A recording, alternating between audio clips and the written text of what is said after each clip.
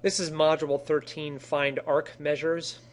I want you to grab 2 to 3 colored pencils, and the reason I say 2 to 3 colored pencils is because in this module and in modules after this, you're going to want to probably color code certain things, and it helps to kind of visualize these certain things by using colored pencils or markers. So the first thing I have to do, I have to define what's called a central angle. And a central angle is an angle whose vertex is the center of a circle. We also say that if the measure of a central angle, angle APB, is less than 180 degrees, the A and B and the points of circle with center P in the interior of angle APB form what's called a minor arc. So here's your actual visual example. So with your colored pencil, you should have AB, your minor arc, colored. Because the notation, if we have the central angle APB, that's your central angle, is APB's angle. For minor arc AB. So minor arc AB is notated with notation of 2 letters and a little arc above those 2 letters.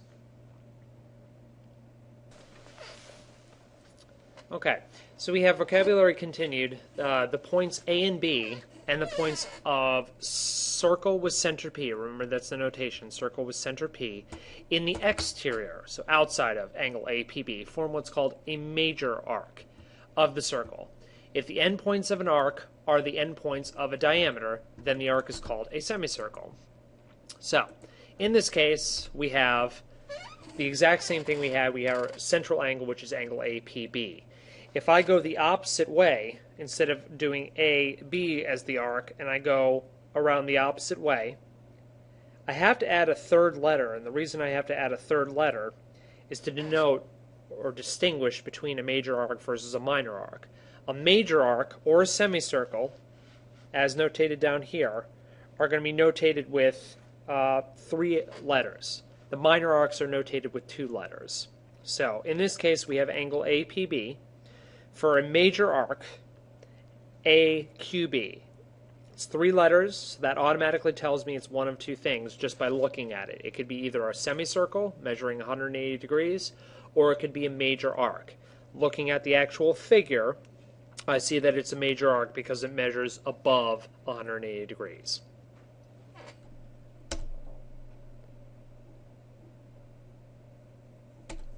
Okay, the measure of a minor arc is defined to be the measure of its central angle. So this is a definition that one needs to remember. So we have central angle here, angle APB is equal to 30 degrees. So I give you the angle, the central angle is 30 degrees. That means that the minor arc's measure is going to be the exact same measure in terms of degrees. So if I gave you the central angle APB is 30 degrees, that means the minor arc AB would be 30 degrees as well. Okay. The measure of a major arc is going to be defined as the difference between 360 and the measure of its associated minor arc. So, for example, if I were to figure out, since I have the central angle 30 degrees, all I would do is figure out 360 minus the 30 central angle, which gives me 330 degrees. So, I have the central angle APB. The major arc that's formed is going to be 330 degrees. Now here's the thing. You have to remember, you could either have an angle going this way, or you can have an angle going this way as well.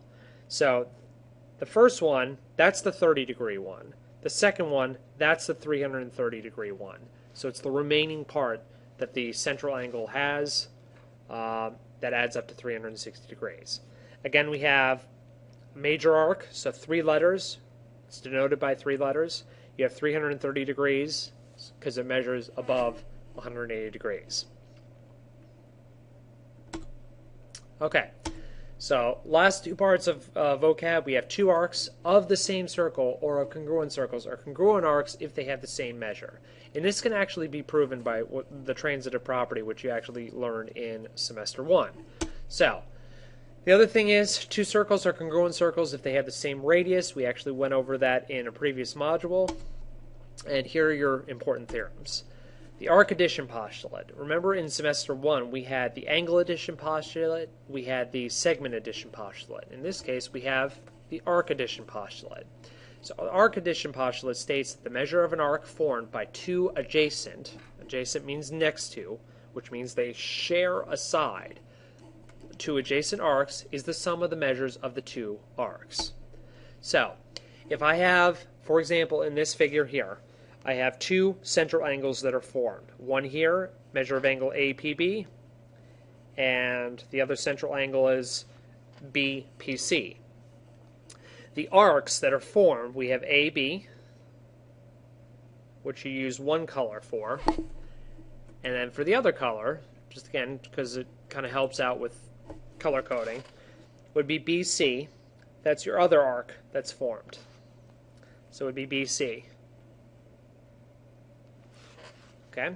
When you add those two together, you get the major arc, or the larger arc that is formed, not necessarily a major arc. And let's go with purple. So the larger arc, or the largest arc that is formed, is angle APC, or the central angle is APC. The actual arc would be AC.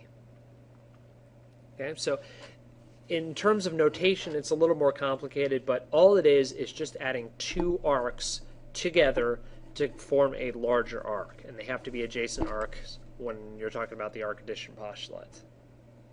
Okay, so here's an example.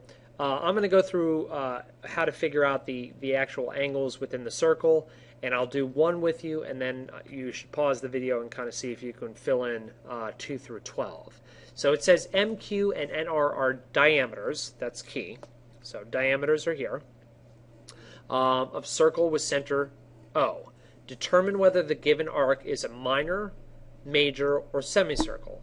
Then find the measure of the arc. So we're asked to do two things. Classify it as minor, major, or semi, and then actually find the degree measures. So me personally, I look at the figure, and I'm going to try and fill in as much as I can with the figure, with the stuff that is given to me in the figure. So I know this guy here is 73 degrees. Because of vertical angles theorem, this has to be 73 degrees as well. I see here, they tell us that NR is a diameter. So if NR is a diameter, if you look back, a diameter forms a semicircle. So a semicircle is 180 degrees. So if we know this is 180 degrees, to find this guy right here, this would be 180 minus the 73 that we have, which means you have 107 degrees. You can also use, again, the diameter here, because this is a semicircle. This entire thing is a semicircle. We already have 81 and we have 73. So what we can do to find out the smallest angle in this is to do 180 degrees minus 81 minus 73. And when we get this, we get 26 degrees. So 26 degrees is this part right here. 26 degrees. Okay? So, we have all of the central angles, and all of them, if you want to prove it to yourself that it's true, all of them should add up to 360 degrees. If they do not, that means you made a mistake somewhere. So, let's look at MN. So MN, it is asking for arc, measure MN, and to classify. First, by looking at it, I don't even have to look at the figure. I notice that number one, MN, has two letters. So I can automatically say this has to be a minor arc. If it has three letters, it's either a semicircle or a major arc. Now I can look at the figure. Looking at MN, my central angle that's formed with MN is 73 degrees. That means that my arc that is formed by MN has to be 73 degrees as well. So we get 73 degrees. So now you can pause the video.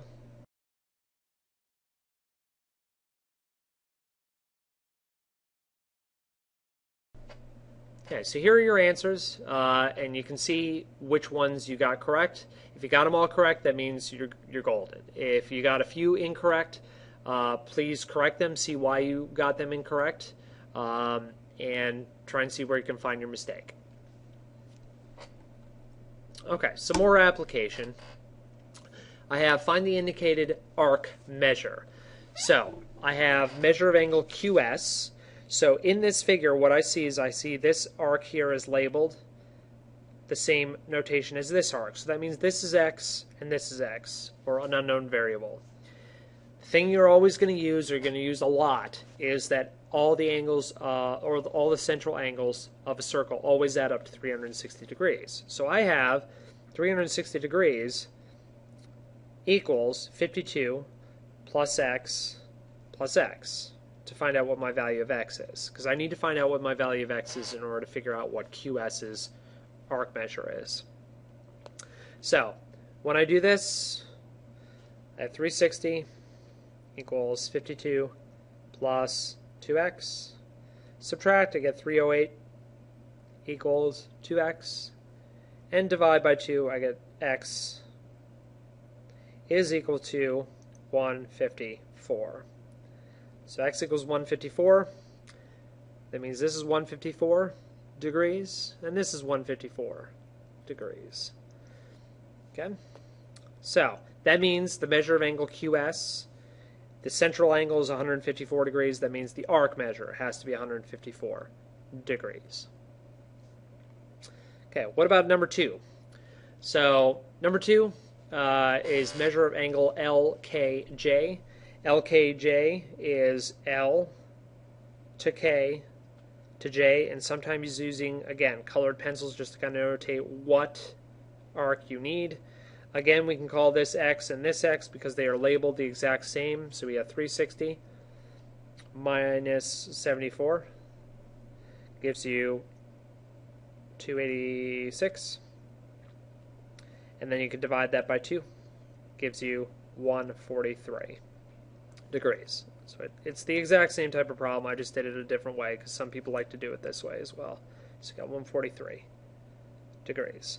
So it's asking for this arc right here, which means I have to take 143 plus 74. And if I add those two together, I get 217 degrees. And LKJ is 3 letters. That means it has to measure either 180 degrees or above, and it does. It measures 217 degrees.